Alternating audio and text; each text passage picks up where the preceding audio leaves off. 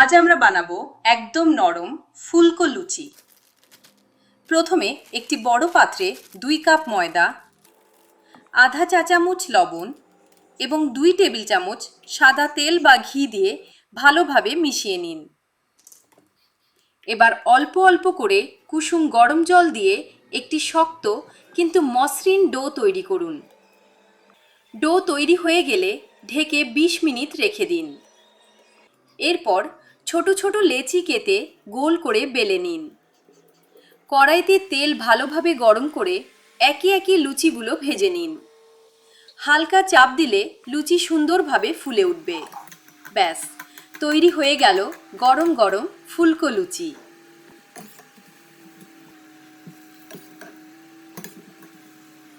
আজ আমরা বানাবো গরম গরম ফুলকো লুচির সঙ্গে একদম রেস্টুরেন্ট স্টাইলের সুস্বাদু আলুর দম।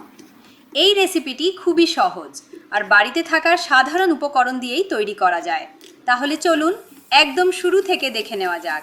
আজ আমরা তৈরি করব আলুর দম।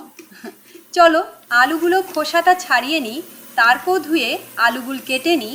এবার পেঁয়াজটা ছাড়িয়ে কেটে নিই, তারপর একটু লঙ্কা ধুয়ে কেটে নিই। এবার একটি কড়াইতে তেল গরম করে তাতে কেটে রাখা আলুগুলো দিয়ে ভাজবো যতক্ষণ না আলু হালকা গোল্ডেন হয়ে আসবে। তখন এরপর দুটি মাঝারি আকারের পেঁয়াজ কুচি দিয়ে হালকা সোনালি হওয়া পর্যন্ত ভেজে নিন। তারপর 1 টেবিল চামচ আদা রসুন বাটা দিয়ে কাঁচা গন্ধ চলে যাওয়া পর্যন্ত কষিয়ে নিন। এবার একটি টমেটো কুচি দিয়ে দিন, সঙ্গে আধা চা চামচ হলুদ গুঁড়ো, 1 চা চামচ লাল লঙ্কা গুঁড়ো, স্বাদ মতো লবণ এবং আধা চা চামচ চিনি দিয়ে সব কিছু ভালোভাবে কষিয়ে নিন। মশলা থেকে তেল ছাড়তে শুরু করলে বুঝবেন মশলা ঠিকভাবে রান্না হয়ে মশলা থেকে তেল ছেড়ে আসবে 2 মিনিট কষালে।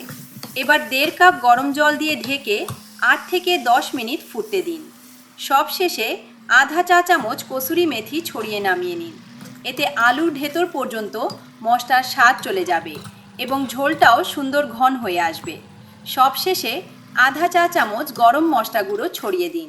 চাইলে 1 চা চামচ ঘি দিতে পারেন, এতে স্বাদ ও গন্ধ দুটোই আরও বেড়ে যাবে। ব্যাস, তৈরি হয়ে গেল একদম মজাদার আলুর দম। এবার গরম গরম ফুলকো লুচির সঙ্গে পরিবেশন করুন। আশা করি আজকের রেসিপিটি আপনাদের খুব ভালো লাগবে। যদি ভিডিওটি ভালো লাগে তাহলে একটি লাইক করবেন, আপনার মতামত কমেন্টে জানাবেন। আর এমন আরও সহজ ও সুস্বাদু বাঙালি রেসিপি পেতে চ্যানেলটি অবশ্যই সাবস্ক্রাইব করে পাশে থাকা বেল আইকনটি চাপতে ভুলবেন না। ধন্যবাদ। আবার দেখা হবে নতুন একটি রেসিপি।